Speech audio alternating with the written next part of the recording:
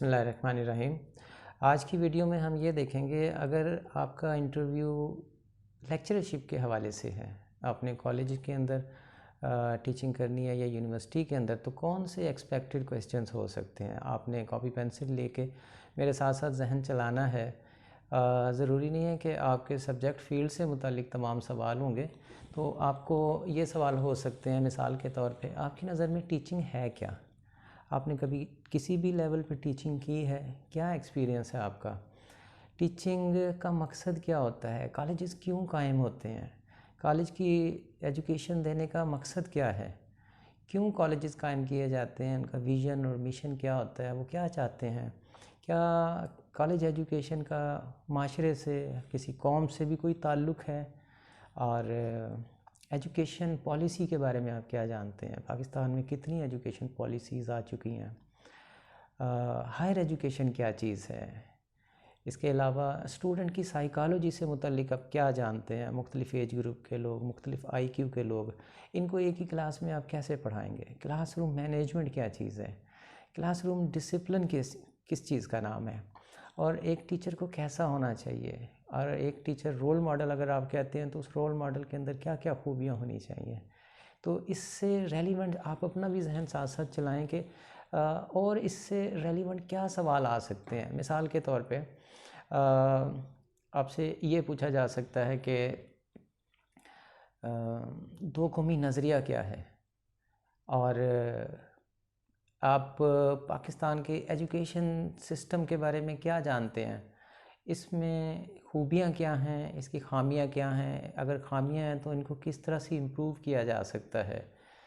इसके अलावा reading habit के हवाले से आपके क्या नज़रियात हैं? किस तरह चेंज लाया जा सकता है लोगों के अंदर, कौम के अंदर, माशरे के अंदर? कैसे लीडर बनाए जा सकते हैं? कैसे इंजीनियर पैदा किए जा सकते हैं? कैसे साइंटिस्ट पैदा किए जा सकते हैं? और किसी भी बच्चे का एक्स फैक्टर ढूंढने के लिए, निकालने के लिए आप क्या तरीका अख्तियार करेंगे?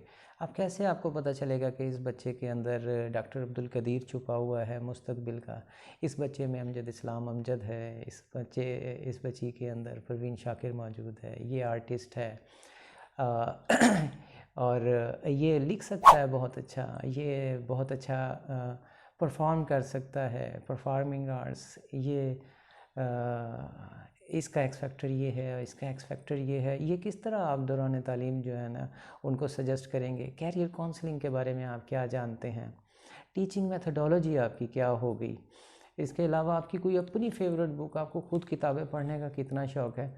नाज़रीन, ये मैं बताता चलूँ कि आपको इससे जो नेक्स्ट वीडियो है, मैं उसके अंदर ये बताऊँगा कि अगर आपको अपनी कोई फेवरेट बुक बतानी है, आप ने यकीनन ज़िंदगी के अंदर कुछ ना कुछ किताबें ज़रूर पढ़ी होंगी, तो इससे मुतल्लिक सवाल आ सकता है। इस सवाल को कैसे हैंडल करना है खूबसूरती के साथ?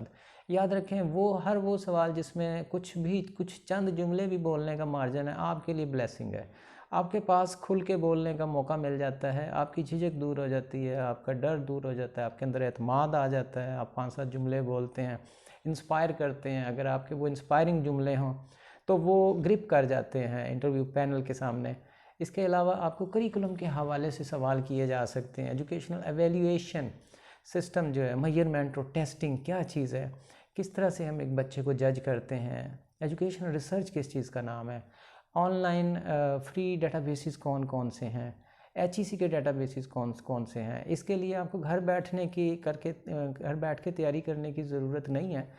ये एक नए सिरे से तैयारी होती है इंटरव्यू की। आप इसके लिए निकलेंगे, आप अपने कॉलेज के लाइब्रेरियन से, यूनिवर्सिटी के लाइब्रेरियन से मिलेंगे, पब्लिक यूनिवर्सिटी के लाइब्रेरियन से मिलेंगे, उनसे पूछेंगे ये डेटाबेस क्या चीज़ है, ऑनलाइन जर्नल क्या चीज़ हैं, और HEC के जो फ्री डेटाबेसेस हैं, थीसिस हैं, रिपोजिटरीज़ हैं, ये कैसे एक्सेस की जा सकती हैं, फ्री ऑनलाइन सिस्टम कौन कौन से हैं।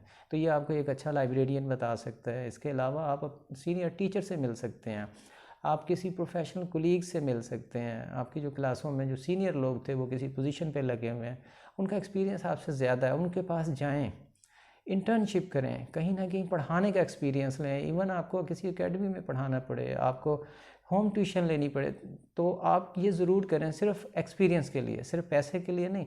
आपको पता चलेगा कि डिफरेंट लोगों को पढ़ाने का क्या तरीक़ाकार है, क्या सबके ऊपर एक ही चाबी लग जाती है? तो ये चीज़ें जब तक आपके पास प्रैक्टिकली मौजूद नहीं होंगी। मिसाल के तौर पे आप लेक्चरशिप के लिए जा रहे हैं और कहते भी हैं कि एक लेक्चरर को उस्ताद को एक रोल मॉडल होना चाहिए, तो उसको ना पाकिस्तान के हवाले से, लिटरेसी के हवाले से भी चीज़ों का पता होना चाहिए कि पाकिस्तान में कितने जो है मर्द औरत पढ़े लिखे हैं, कितनी परसेंटेज है लिटरेसी की, किसी दूसरे मुल्क की कितनी है, बांग्लादेश की, भारत की कितनी है, अमेरिका की कितनी है। क्योंकि जब एक टाइप के सवाल आते हैं तो ना 2-3 सवाल उसी से रेलिवेंट आ जाते हैं, सवाल से सवाल निकलता है, आप जानते हैं। फिर पाकिस्तान में डिफरेंट एजुकेशन सिस्टम्स हैं, एडवांस लेवल का भी है, प्राइवेट भी हैं, फिर इसके अलावा पब्लिक सेक्टर है, प्राइवेट सेक्टर, मदरसा सिस्टम है। इनमें अगर आपको कंपैरिजन का कहा जाता है कि इनमें कंपैरिजन करें ज़रा, तो वो भी आपको, फिर मुस्लिम एजुकेशनिस्ट, बड़े बड़े वेस्टर्न एजुकेशनिस्ट, शेक्सपियर के लेवल के लोग, थॉमस हार्डी के लेवल के लोग, आपको पता होना चाहिए। पाकिस्तानी अदब पे भी एक नज़र होनी चाहिए आपकी, अच्छी किताबों का भी आपसे पूछा जा सकता है। इसके अलावा एजुकेशन सिस्टम के प्रॉब्लम्स क्या हैं, स्ट्रेंथ क्या है, प्रॉब्लम्स क्या हैं, और उन प्रॉब्लम्स का आपके पास क्या हल है, आप किस तरह इसको देखते हैं इन चीज़ों को।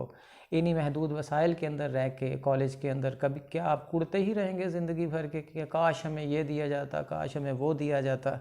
लेकिन अलीगढ़ तहरीक का पता होना चाहिए, जो एजुकेशन की बड़ी बड़ी तहरीकें हैं, जिन्होंने दुनिया के अंदर रेवोल्यूशन जो है ना कायम किया, इनकलाब लेके आए हैं, कम से कम पैसे, कम से कम वसाइल के साथ लेके चले हैं। तो इन तमाम चीज़ों को आप ज़रा देख के चलिएगा। अंजुमन हमायत इस्लाम को देख लें, नदवतुल उलमा क्या चीज़ थी, मदरसा सिस्टम क्या चीज़ था, इसका शुरू करने वाला निज़ामुल मुल्क तूसी कौन था। तो इस हवाले से जो है ना आपसे सवाल किए जा सकते हैं। आपकी ग्रिप इसके अंदर जितनी अच्छी होगी उतना सवाल आप बेहतरीन हैंडल कर सकते हैं। तो मिलते हैं अगली वीडियो के अंदर, तब तक के लिए अल्लाह हाफिज़।